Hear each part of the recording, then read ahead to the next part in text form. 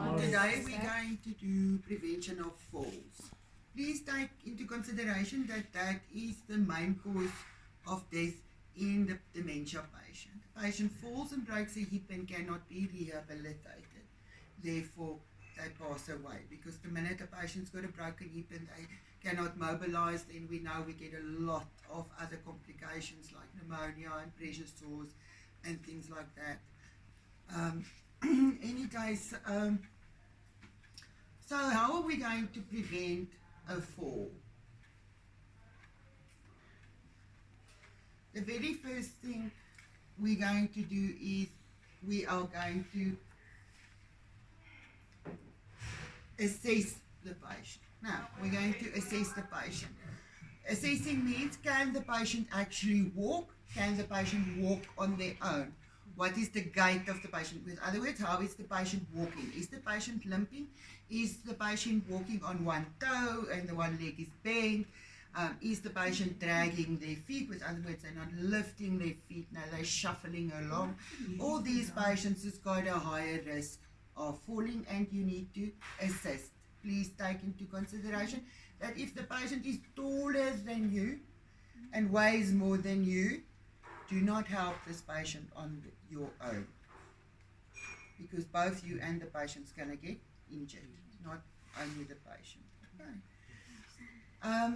When you help a patient from a chair into a standing position, we must wait a little bit. Yeah? We must stand still and give the patient a chance to not be dizzy anymore. Yeah? Because remember that also the minute they get up, the blood pressure goes down and for a little bit. And because they're older than me and you, their circulation is worse than us, they tend to take a little bit longer. Now, we can get up and run. They can't. You will see me, if I get up from my haunches, you know, because I sit on my haunches. Now, you know what I mean. When I work with the patients and I sit like that for a long time and I get up, you'll see I stand a moment. Because my blood pressure drops when I stand up. If I start running immediately, I will fall over. It's worse for these patients because their circulation is not as good as mine. Not walking on socks. Remember the dementia patients, they like to take off their shoes and then they walk on their socks. Socks are slippery, they're going to fall. Check your environment for tissues, because what do we know about these patients? They Hansel and Gretel. Now, they leave tissues everywhere. You can follow a granny by a tissue trail. So please check, especially a tissue is a thing that they can fall over easily. Check for that. Make sure that the furniture stays in the same place. Don't move the furniture around because they will trip over it. Okay.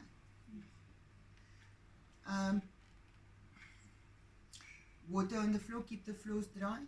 No loose mats on the floor. When you dress the patients, please don't put their clothes on the floor in the bathroom. They can step on it and fall. Yeah? What did I miss now? That's it. Please also remember what I told you when I did assessment, is glasses. No?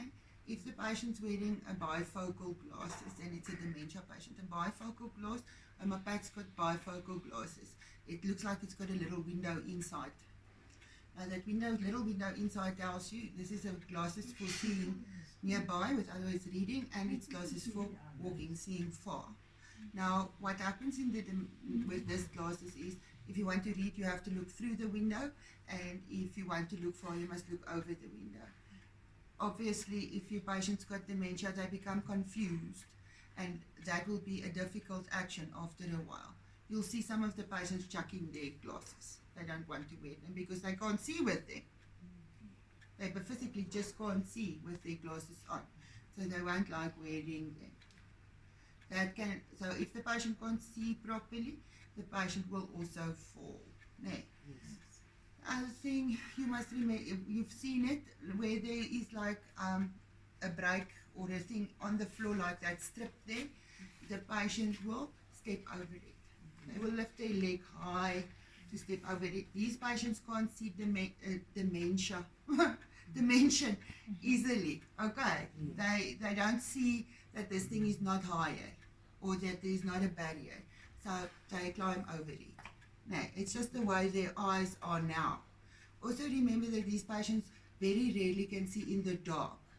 The pupils in the eye, that's the black part in the eye. On the blue-eyed patients, you can see it much better. For us to see in the dark, that black part the pupil becomes bigger. So to emit more light from the outside so that we can actually see in the dark. And when it's very light, it becomes smaller so that we can actually see in the light. Now, if you look at your patients, you will see that their eyes are their pupils are mostly pinpointed or very, very small, even smaller than normal. So these patients can barely see in the dark, if they can see in the dark at all. Okay, so make sure the places are lighted enough. There's enough light everywhere so that the patient can see properly. Some medications causes patients to become unstable on their feet, like sleeping tablets, like painkillers, like antidepressants, like antipsychotics. All those medications makes the patient's gait not good. Okay, and that patient can easily fall. Be aware when you work with patients like these. Remember that we've got things like a gait belt. We've got walking frames to help and assist you and the patient. A patient that is afraid of falling is going to fall because they are trying to stop you all the time. Now, if you walk with a patient that's scared of falling, it's difficult because they are, you know what I mean, they're resisting you because they are scared they're going to fall. Okay. And after you've done everything to prevent a fall and the patient falls, then please remember, stay with the patient because your dementia patient is having a fear. No? The patient is scared already. Now the patient has fallen. For the best of us, that's not good. If you fall down, you don't think it's funny. No. So all those emotions you experience plus fear when the patient falls. So you please do not leave this patient alone. Please go down on the floor with the patient. If you can and the patient's not got a lot of pain, put the head of the patient on your lap and talk to the patient. Tell the patient that he's okay. Okay. And while you're seated there, you're going to call for help. Somebody will come and help you. That person is going to do the patient's blood pressure and temperature and everything, and they are going to call the sister, the staff nurse, or the team leader to make the call if we are going to lift this patient up. If you're a normal care worker, don't make that call. Get the owner of the business to make the call. You don't want to make that call because remember, if a patient breaks a femur, and that femur, like I've explained to you before, it runs. There's an artery running inside of the femur. No, the femur is that bone. What bone? That bone. No? There's the hip. That bone usually breaks here. No? They walk on it. It's the thigh bone. Okay. So if you lift the patient back and that bone has fragmented, which is the case in the elderly patients because their legs are brittle. No? Their bones are brittle, it can cut that artery and your patient will be dead within a couple of minutes. Okay, the patient will bleed out. That artery is as thick as my finger. It needs a small punch. Remember, the bigger the hose pipe, the better the leak. Okay. So we don't want that, so we're going to allow somebody else to make the call and say this patient can be picked up. Preferably, if the patient's in any pain, we're going to use the canvas stretcher. All of you know the canvas stretcher. The canvas stretcher stays in the bottom of the emergency trolley. Rather lift the patient with the canvas stretcher and put them on the bed. It doesn't harm them. While if you pick them up, you can harm them. You know, if you make them stand and they've got a broken something, you can actually harm them. But if you use the canvas stretcher, the chances of you harming that patient is small. You understand what I'm saying? Yes. Okay. Then after you have done the observations and the patient's now up, we're going to do another set of observations. If Because why? If the blood pressure is higher, it means the patient is now experiencing pain. If the blood pressure is lower, it means we've got a bleeder now. And we need to put up a drip quickly. Therefore, you're going to do the blood pressure before and after. It's just to help me see what actually happened here. You understand what I'm saying? Yes. And then you are going to report, you are going to record it in the nursing notes, and you're going to write an incident report. Why do we write an incident report?